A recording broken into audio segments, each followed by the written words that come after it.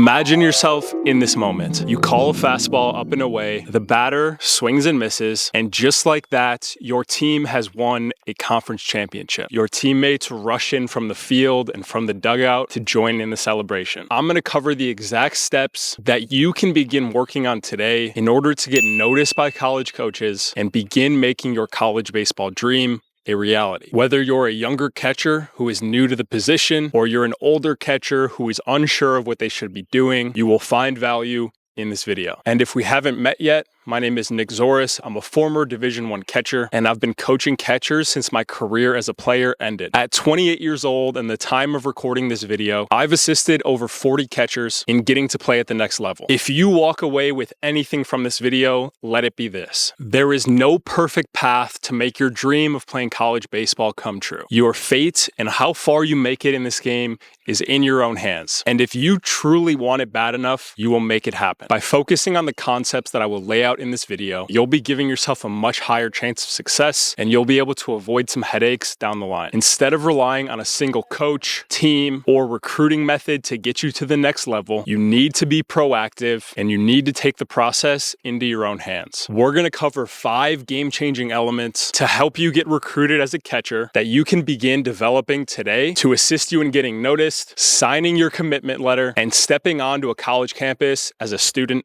athlete. If I had to go back to high school and get recruited again, this is where I personally would focus to make it happen. Make sure that you get out a notebook and fully understand all 5 of the elements. Also understand that all 5 elements complement one another, and the strength of one of them will affect all of them. And make sure that you watch to the end, because element number 5 is hands down the most important on the entire list. Element number 1, a recruiting video. A recruiting video is essentially a highlight reel or a digital asset that you can use to showcase your skills and metrics to college coaches. Often, these videos are pinned to your social media profiles where coaches hang out. We'll go over this more in element number 2. A recruiting video is easy to attach to an email when you begin reaching out to college coaches. We will cover this more in element number 3. And the purpose of a recruiting video is to quickly grab the attention of the college coach who views it and intrigue them to want to learn more about you as a player. The recruiting game as a catcher is fiercely competitive, so putting yourself in the shoes of a coach who doesn't know you and attempting to grab their attention quickly is key. In order to craft a recruiting video that a potential future coach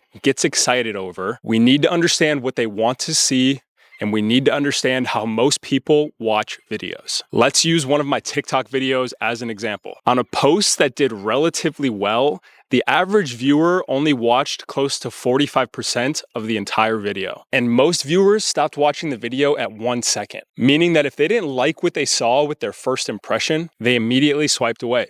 And only 20% of viewers actually made it to the end of the video. Now, of course, a college coach watching a recruiting video isn't exactly scrolling through TikTok, but a college coach gets so many videos from athletes just like you that if we don't grab their attention quickly and showcase our ability, the chances of them watching that entire video is almost non-existent. And we need to include 6 components in a good catcher's recruiting video. We need to include a 60-yard dash. We need to include raw arm strength, so that can be a throw from the outfield or a pull down. We need to demonstrate our arm strength from the crouch to second base. We need to show a solid pop time. And offensively, we need to include exit velocity as well as video of our swing. And we need to include some kind of in-game highlights. This could include receiving, blocking, throwing, and hitting. We also need to include some general information, including our school, team, contact info, grades, grad year. In order to get a college coach to watch the entire video, we need to showcase our strongest attributes first. So if you run a 6'4", 60-yard dash,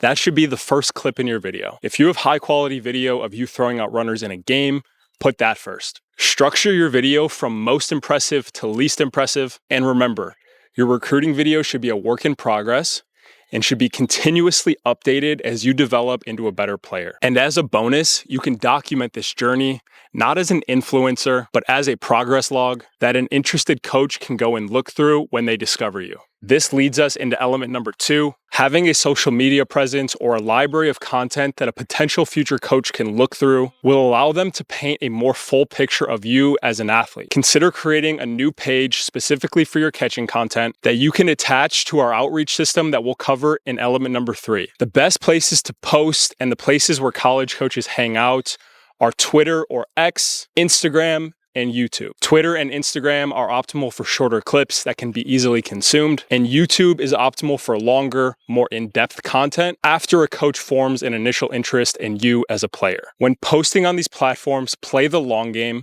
and focus on the quality of what you put out, as it is a direct reflection of you as an athlete. You don't need to post every single day or even every single week, but you do need to be consistent over a long period of time in order to showcase your strengths and showcase the development that you've made over your career. The earlier that you can get comfortable with this, the better. We need to remove the friction or the delay between the time when a coach initially becomes interested and their ability to contact us. If a coach has to jump through hoops just to contact you, the chances of them contacting you go down. The best way for a college coach to get in contact with you is via email. So if you still have the same email address that you had when you were 10, it's probably time to change it to something more professional. You should include your email in the bio of each page that you manage, as well as in the description of each piece of content that you put out. Element number 3 is a system for outreach. You need to begin reaching out to schools early, and you need to do it often. No matter how young or early you are in your recruiting process,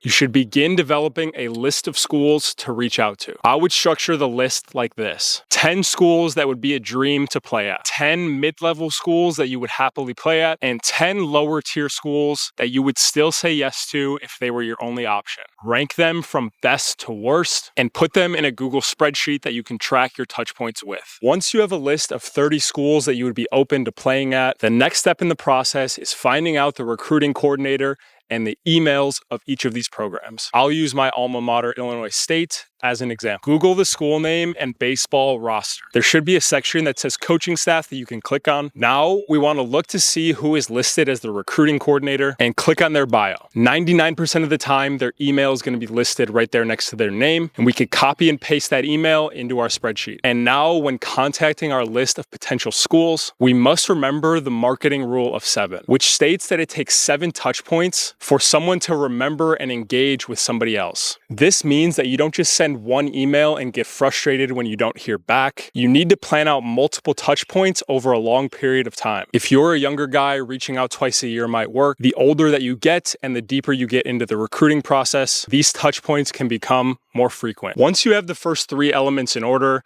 we can now begin to consider attending college camps and showcases. But what is the difference between the two? A college camp is an event put on by a college baseball program that is structured more as an instructional event. And during a college camp, you'll receive a bunch of hands-on instruction from the actual coaches of that program, and you'll have more time to connect and learn from them. A showcase is purely a recruiting event where the coaches will not provide you with instruction, and they simply want to see you showcase your skills. Now, there are pros and cons to each. A college camp is better for an athlete who is earlier on in their recruiting process and can serve as a good way to form an early connection with a college coach. And a showcase is better for a polished athlete with the ability to perform right now. The frequency and age that you should attend these different types of events will vary based on the athlete and based on their development. But a general rule of thumb to follow is this: if you're still developing your skills and don't have any assets to showcase, you should not be attending showcases yet, and you should be investing your time and energy